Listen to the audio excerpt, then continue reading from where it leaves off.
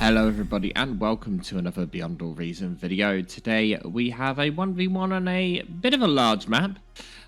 This is a Mariposa Island, and ignore that spout at the top. But we have a game between Joisco and Akumar. Let's have a look at what we've got. So Joisco here, starting on land in one of the very normal start positions. Going Cortex and building a solar right off the bat here. Whereas his opponent starting in the sea here. Akumar going for a barcast style entry as we've seen in the channel before. And going Sea Lab first. Now that's a bit of an interesting choice. It is a, triple mech start, so it's not too bad. There is 15 strength tidal, so you do get quite a lot of energy from tidal generators on this map. And on top of that, we have seen team games in the past where they have pretty much had someone focus on just building tidals in an effort to make energy production. However, this does mean that Akumar is potentially going to sacrifice a lot of ground control in order to build so much of this up, in opposed to getting sea control. So it'll be interesting to see how he transfers from sea to land. Meanwhile, when we look at the land position, obviously look at how many mexes there are here. You would think it would make more sense to start on the land, and then if you really want tidals, walk in the sea or go vehicles and build an amphib con and go build tidals that way. But no, looks like Akumar going heavy into tidals. He's getting 5 construction ships out, and then supporters. Probably the supporters are just to scout to see if his opponent is in the sea. But the longer he stays in the water here, the more and more he is losing control of land. Now, Joisco has gone pretty defensive with this start. Why is it going so slow?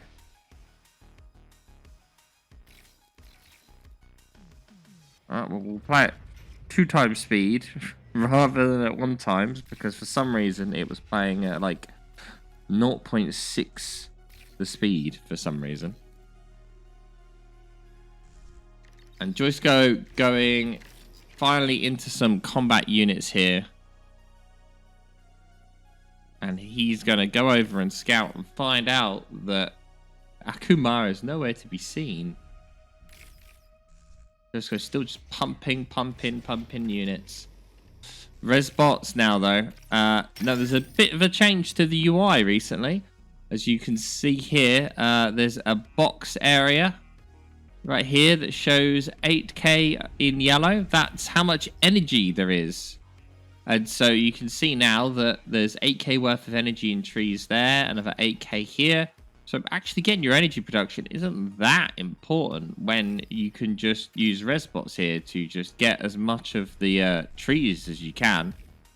He's kind of overflowing energy right now. I don't have energy excess in here. Oh, surprisingly not accessing energy. He looked like he was very close to it at one point, but Akumar actually is accessing energy. So all of that production that he built into tidals here kind of being wasted. And you have to excuse my kind of stuffy voice today. I'm a little bit under the weather. And now Joisco is very much aware that Akumar is not on land, and he's only just starting to get on land. So he knows he's pretty free to just expand as and when he wants. The basic units did just show up from Akumar. And Joisco will be able to deal with that pretty quickly, being this close to the factory. And it already has more combat units than Akumar does. Now, one thing I note is there's a huge OS difference between these two players. We see an OS of 50 for Akumar and Joisco with 39, so an 11 OS difference between them.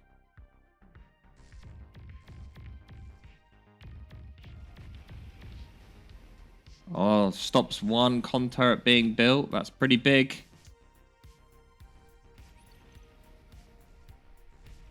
Having to build some defense already here in an attempt to stop this constant attacks from the grunts. Now, Akumar will be able to make landfall successfully here because Joisco doesn't really have the forces to stop it. But you can see that Akumar is just slowly spreading out, building some cons in the sea here, and slowly building just urchins for defense and mexes. And there are quite a few metal extractors in the water. There's nowhere near as much as there is on land. And we can see that metal a second currently is advantage to Akumar.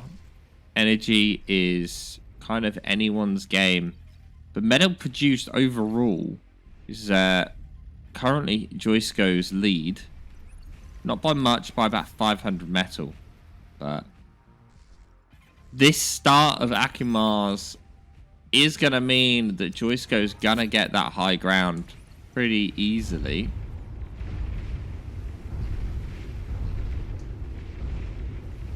And these ships are just terrible at dealing with that. Should we go back down to 1 times speed? No. You guys don't want to see this match at half speed. That's just ridiculous.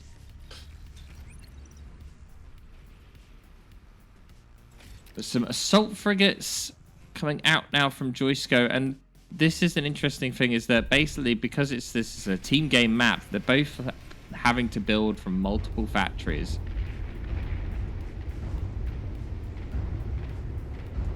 Oh, Joisco almost loses an assault frigate there, but does manage to get it by.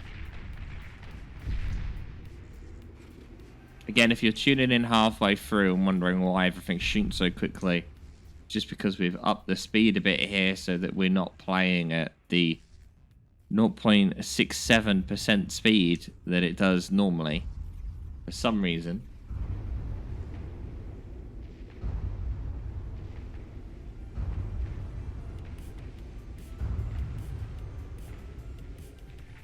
Able to dodge successfully here. Joisco slowly whittling down the metal advantage that Akumar did have, but Joisco is struggling with energy right now. You can see here he's basically been energy stalled for a long time. The 6 wind speed is not doing him any favors, and you can see here he's not actually building any titles of his own. And Joisco here, Joisco, Akumar actually going into Tech 2. A very early Tech 2 hit. Well, I say early, it's 8 minutes in. 8-minute Tech 2. He does have a decent amount of units on the field, so this isn't actually a bad time. Although Joisco was on land for a while, he doesn't really have forces in position to stop this large quantity of incisors. Those pounders will help if they can get in front. Oh, but Akumar actually turns into the pounders there almost. More and more pounders still coming out. Akumar is fully Tech 2 now. He's already got on 1 Tech 2 con out, starting to get his economy up.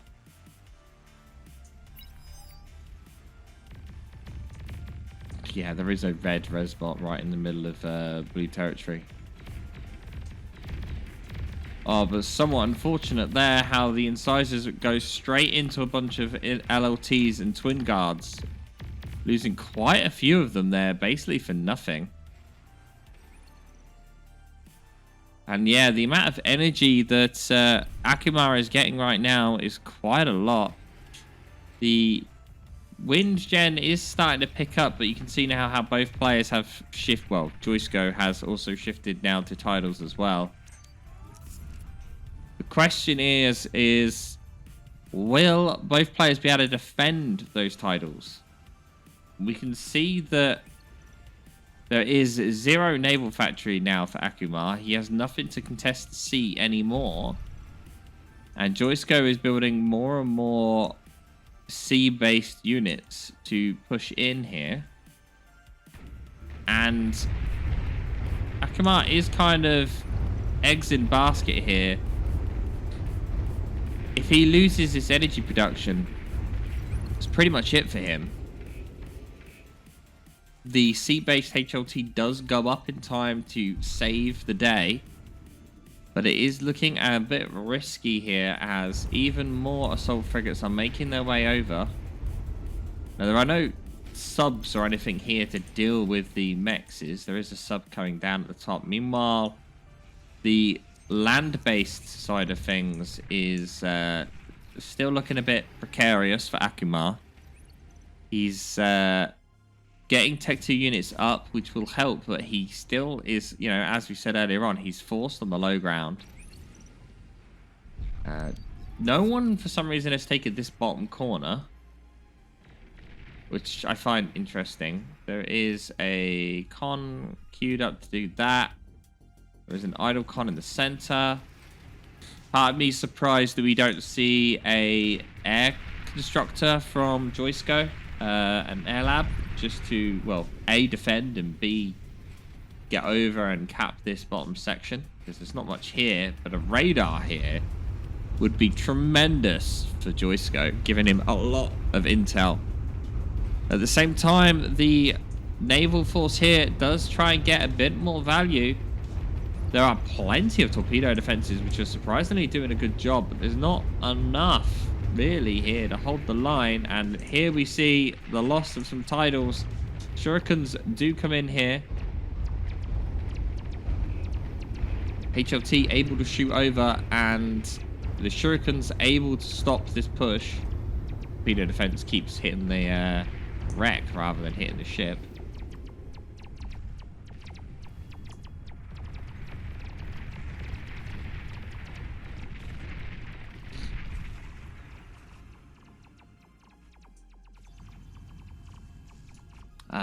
I would argue, how is Akumar losing? Well, he prioritized C and then unprioritized the sea, and so his value that he had in the sea was completely lost. And he then went land after his opponent had already been land for ages, and trying to do too many things, basically.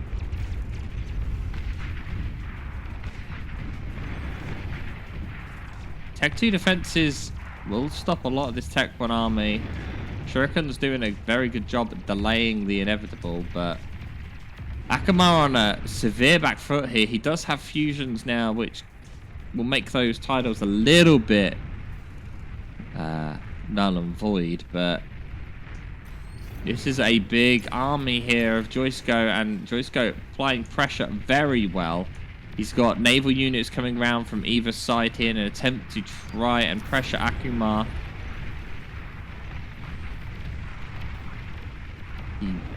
Joisco was about to go over into that area at the back. Both players have Tech 2 now, so it's not like it's a one or nothing thing. 50% up on Metal a second though. Joisco is ahead on Eco. But this is a big army to lose of Joisco, as the entire army gets shurikened. No air still coming out from Joisco in an attempt to counter this. He now finally has an air factory. Just as I finished saying that, the first fighter comes out. But that fighter just gets instantly destroyed before doing anything. Oh, a destroyer has rocked up, and now being able to hit the mexes, and not only that, but the energy storage that's underwater is going to be quite impactful. Although saying that, it just gets shuriken straight away and then does nothing. So it's getting shurikened and eaten by Akumar. Oh, that's great. 900 metal there. It's not nothing to sniff at. Oh yeah, Joisco not recapping those back mexes. Also, Joisco's comm sitting idle. as well as idle build power here as well. That's a bit of a misuse of his build power, at least. But that's because his attention is elsewhere. He is focusing on micro everywhere.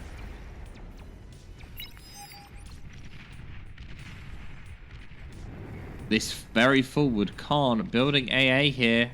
An attempt to counter these shurikens, just slowly creeping forward with AA. Will whittle down the fighter screen. But Joisco in trouble, as this is a large force of Tech 2 tanks and banishers that may be enough to cause Joisco some worries. Now, Joisco is pumping out a ridiculous amount of combined Tech 1 and Tech 2 units, so he may be okay. Saying that, Akumar losing his entire sea-based economy, and that includes energy storages. Well, if the sub actually turns around, that is.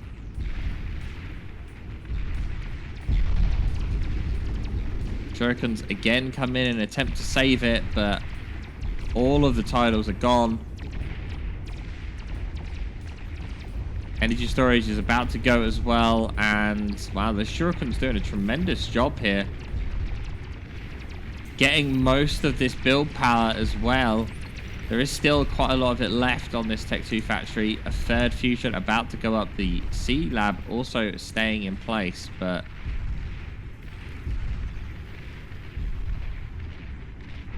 and while that happens, a big fight erupts in the center as Akumar has to make the play, but going into this defended position with another twin guard and the Tsars did not work out for him, and Akumar calls the GG. I mean, to be honest, it kind of made sense when you look at the map. Joisco owning most of the map at that point. Joisco made his own mistakes, not recapping mexes in this back corner, not taking anything at the bottom over here when he had the ability to. He has just sent something there, you can see. And Akumar's choice of going in the sea first, he didn't play off on that. He didn't continue naval pressure. He switched to land pressure, but by that point, he'd already lost the land. So, just shows that Barcast's plan that he had before of starting water is not an easy one. Thank you all for watching. Don't forget to hit subscribe, and I'll see you all next time.